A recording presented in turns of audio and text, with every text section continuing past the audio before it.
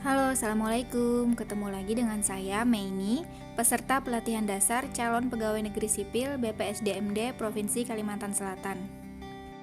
Dalam video kali ini, saya akan menjelaskan mengenai konsep etika publik dan juga komitmen mutu. Nah, pertama-tama, mari kita mulai dengan pembahasan mengenai etika publik.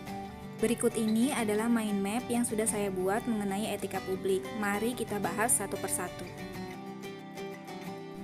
Etika adalah refleksi atas baik atau buruk, benar atau salah yang harus dilakukan atau bagaimana melakukan yang baik atau benar. Sedangkan moral mengacu pada kewajiban untuk melakukan yang baik atau apa yang seharusnya dilakukan. Nah, kemudian etika publik adalah refleksi tentang standar atau norma yang menentukan baik atau buruk, benar atau salah, perilaku, tindakan, dan keputusan untuk mengarahkan kebijakan publik dalam rangka menjalankan tanggung jawab pelayanan publik. Kode etik sendiri adalah aturan-aturan yang mengatur tingkah laku dalam suatu kelompok khusus. Sudut pandangnya hanya ditujukan pada hal-hal prinsip dalam bentuk ketentuan-ketentuan tertulis. Berikut ini adalah kode etik ASN berdasarkan Undang-Undang ASN Pasal 5. Yang pertama, melaksanakan tugas dengan jujur, bertanggung jawab, dan berintegritas tinggi. Melaksanakan tugasnya dengan cermat dan disiplin, melayani dengan sikap hormat, sopan, dan tanpa tekanan. Melaksanakan tugasnya sesuai dengan peraturan yang berlaku. Melaksanakan tugasnya sesuai dengan perintah atasan. Menjaga kerahasiaan yang menyangkut kebijakan negara. Menggunakan kekayaan dan barang milik negara secara bertanggung jawab, efektif, dan efisien. Menjaga agar tidak terjadi konflik kepentingan dalam melaksanakan tugasnya. Memberikan informasi secara benar dan tidak menyesatkan.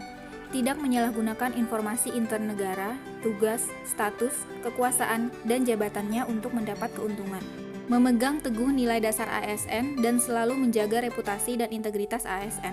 Dan yang terakhir, melaksanakan ketentuan peraturan perundang-undangan mengenai disiplin pegawai ASN.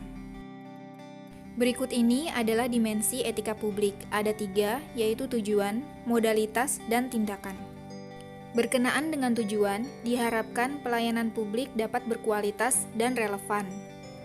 Sedangkan dimensi modalitas terdiri atas 3 unsur, yaitu akuntabilitas, transparansi, dan netralitas. Akuntabilitas berarti pemerintahan harus mempertanggungjawabkan secara moral, hukum, dan politik atas kebijakan dan tindakan-tindakannya kepada rakyat. Lalu transparan berarti organisasi pemerintah bisa mempertanggungjawabkan apa yang telah dilakukan dengan memberikan informasi yang relevan atau laporan terbuka terhadap pihak luar atau organisasi sendiri. Dan netral berarti ASN bebas dari pengaruh partai politik. Dimensi yang terakhir adalah tindakan, yaitu berupa integritas publik. Integritas publik dimaksudkan sebagai pejabat publik yang sesuai nilai, standar, aturan moral yang diterima masyarakat. Sekarang kita beranjak ke perilaku pejabat publik. Dalam hal ini, perilaku pejabat publik harus membutuhkan perubahan mindset. Perubahan mindset ini merupakan reformasi birokrasi yang paling penting. Setidaknya mencakup 3 aspek, yakni pertama, berubah dari penguasa menjadi pelayan. Kedua, merubah dari wewenang menjadi peranan. Dan yang ketiga, menyadari bahwa jabatan publik adalah amanah yang harus dipertanggungjawabkan, bukan hanya di dunia, tapi juga di akhirat. Kita beralih ke implikasi kode etik. Kode etik mencoba merumuskan nilai-nilai etis luhur ke dalam bidang tertentu, dalam hal ini pada tugas-tugas pelayanan publik. Mengenai pelaksanaannya dalam perilaku nyata, tergantung pada niat baik dan sentuhan moral yang ada dalam diri para pegawai atau pejabat itu sendiri.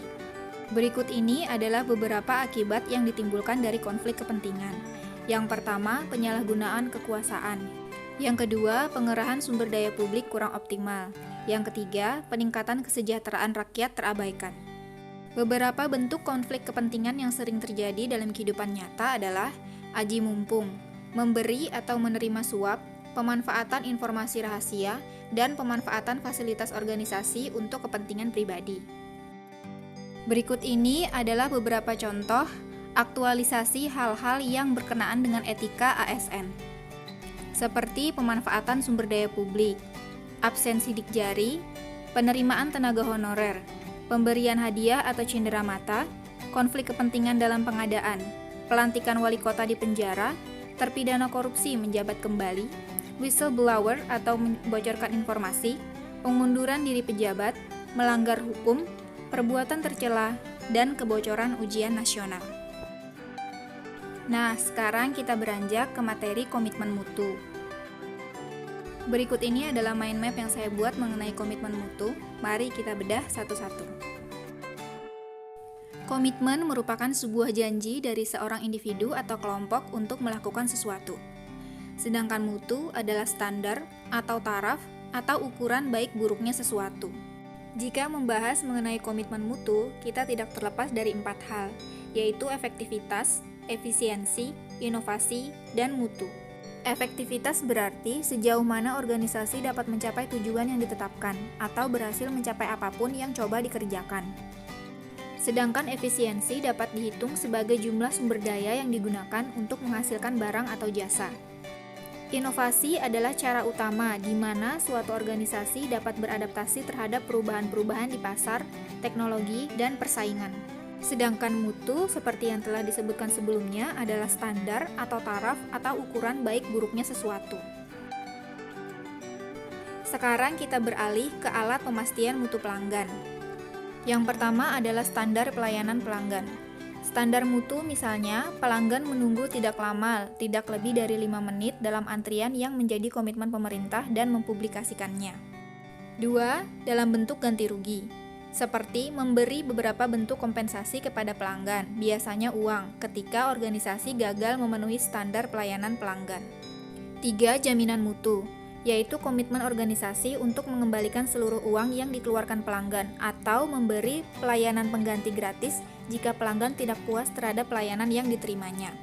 4. Audit mutu, biasanya bekerja dalam tim yang mencakup profesional dan non-profesional, yang mana mereka akan mengaudit pelayanan pemerintah dan menilai mutunya. 5. Penanganan keluhan pelanggan, yaitu menelusuri dan menganalisis keluhan pelanggan, memastikan respon segera, menciptakan metode di mana organisasi bisa belajar dari kesalahan tersebut untuk memperbaiki pelayanan mereka.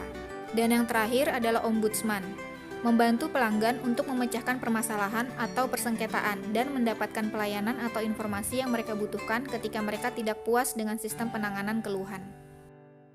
Berikut ini adalah 5 aspek yang penting dalam menjaga komitmen mutu, yaitu goals atau tujuan, roles atau peran, procedures atau prosedur, relationships atau hubungan, dan leadership atau kepemimpinan. Berikut ini adalah nilai dasar orientasi mutu, yaitu komitmen pada kepuasan pelanggan, cepat, tepat, ramah, melayani dengan hati, melindungi dan mengayomi, serta perbaikan berkelanjutan. Berikutnya saya akan berbicara mengenai inovasi. Inovasi barang dan jasa adalah cara utama di mana suatu organisasi bisa beradaptasi terhadap perubahan-perubahan di pasar, teknologi, dan persaingan, yang dapat diwujudkan dalam beberapa bentuk, yaitu produk, layanan, metode kerja, dan sumber daya. Nah, berinovasi itu sendiri dapat dilakukan dengan 4 cara, yaitu penemuan, pengembangan, duplikasi, dan sintesis. Penemuan yaitu dengan cara mengkreasikan suatu produk, jasa, atau proses yang belum pernah dilakukan sebelumnya. Pengembangan dilakukan dengan cara mengembangkan produk, jasa, atau proses yang sudah ada. Duplikasi dilakukan dengan cara menirukan suatu produk, jasa, atau proses yang sudah ada. Dan yang terakhir dengan cara sintesis, yaitu dengan cara perpaduan konsep dan faktor-faktor yang sudah ada menjadi formulasi baru. Sekarang kita beralih ke aktualisasi nilai dasar komitmen mutu. Dalam hal ini, kita mencoba mengubah dari hal yang dulu menjadi hal yang baru. Pertama, orientasi kepada peraturan berubah menjadi orientasi kepada publik. 2. Cara kerja rutinitas dan asal-asalan berubah menjadi orientasi kepada mutu.